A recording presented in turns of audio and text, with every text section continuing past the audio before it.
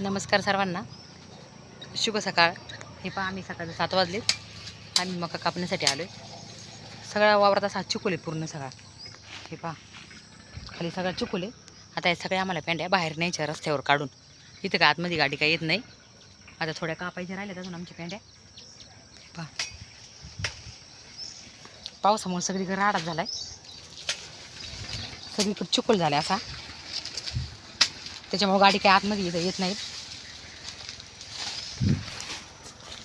पायात चप्पल पण घालता येत नाही. पा भरपूर चिखल आहे.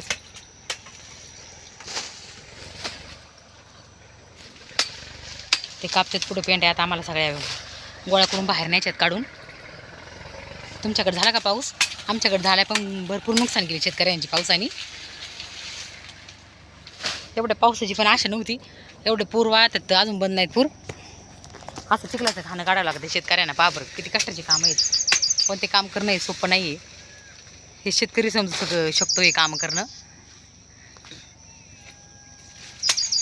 कसा वाटलं तुम्हाला माझा व्हिडिओ? धन्यवाद.